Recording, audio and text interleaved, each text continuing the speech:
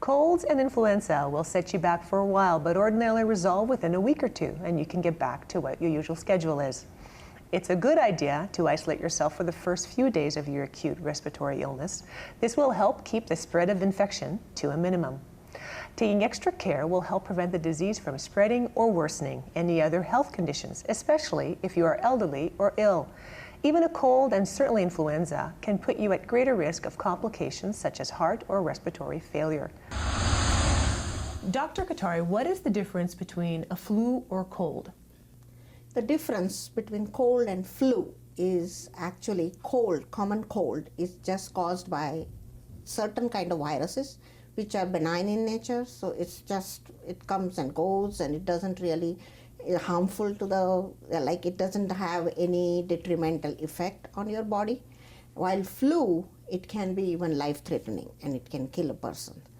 So, and it is also, both are caused by viruses, but the common cold, the patients, they just feel nose is congested, they are sneezing, but there is no fever normally. But with the flu, there is high fever. Then common cold, you just feel little tired maybe or sleepy, but there won't be muscle pains, while in the flu there will be very lots of muscle pains, and sometimes you won't be able to even get up from your bed. That much weak you will feel. And of course common cold doesn't go into the chest, it doesn't have any other complications, while flu can cause pneumonia, can cause encephalitis. It can also go to our gastrointestinal tract and can cause diarrhea, vomiting. Also, it really goes to our whole system and can make us really sort of paralyzed.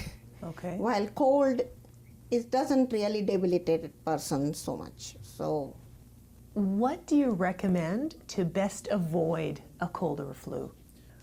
Prevention is always the best way. So that means we have to hand wash always, and whenever we sneeze or we cough, we should be doing it in our sleeves and not in our hands. And then if by mistake, even if we touch our nose or our mouth, then we should wash them very carefully with soap and water.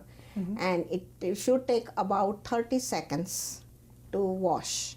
And you will be surprised that when people wash their hands, how quickly they wash it. Okay. So it has to be 30 seconds totally when you are washing it with the soap and water.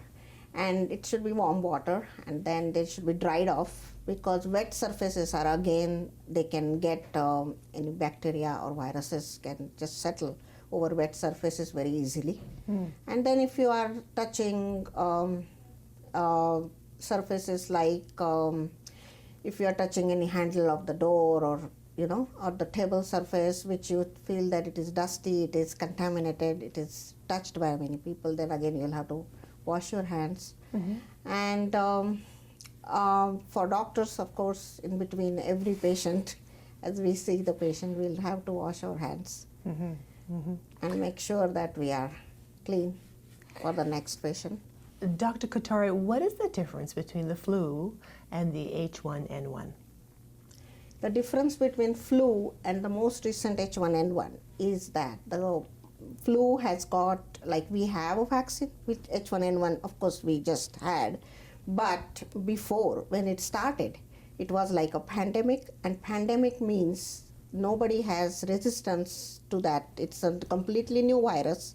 So none of the human beings have resistance to it. So everybody, including the healthy individuals, are susceptible to it. So everybody and anybody can get that disease. So that is the difference between the flu and H1N1. Also, it was found that over the course of H1N1 that it was, for some reason, that virus was attacking more teenagers and healthy teenagers.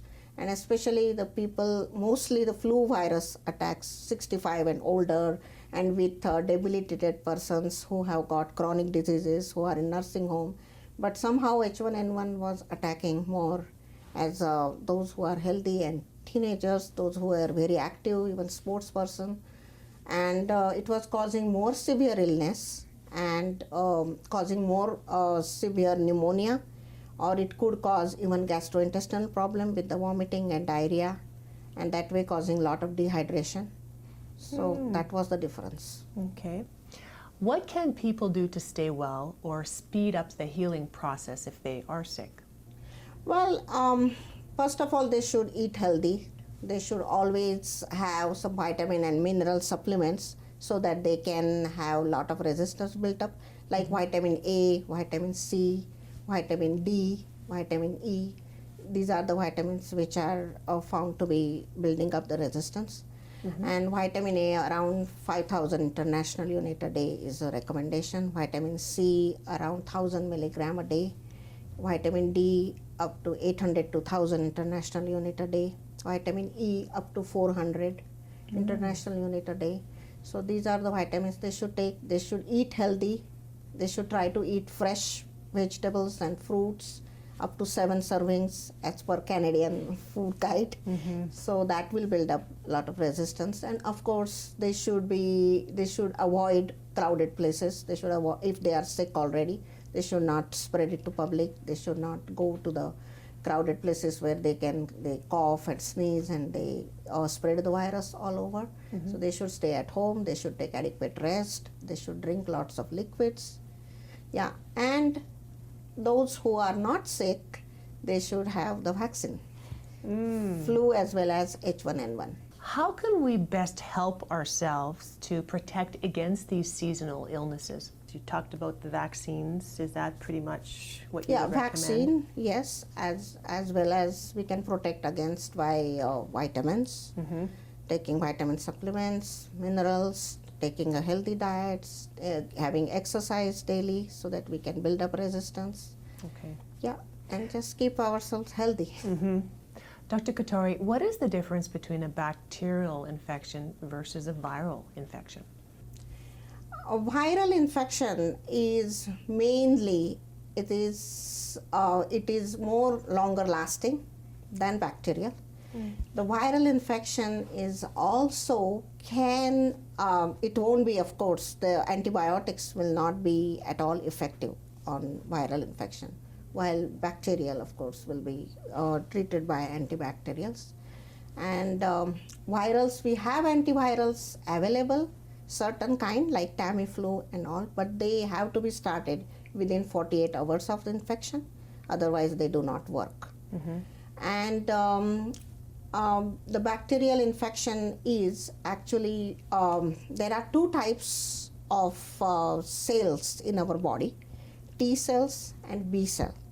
And there are T cells which help in the viral infection to fight against viral infection, while B cells, they help against fighting against the bacterial infection. And that is why when there is a viral infection suspected, we mostly tell the patients to take rest and drink lots of water, and mostly we tell them to have a lot of food. Yes. Okay, a lot of food. Yes, because the food, when the food is taken, then after 6 hours after food, gamma interferon is a type of hormone which is secreted in our body, and that fights against the viral, and that is the one which can which actually creates T cells, which are the fighters against the viral infection.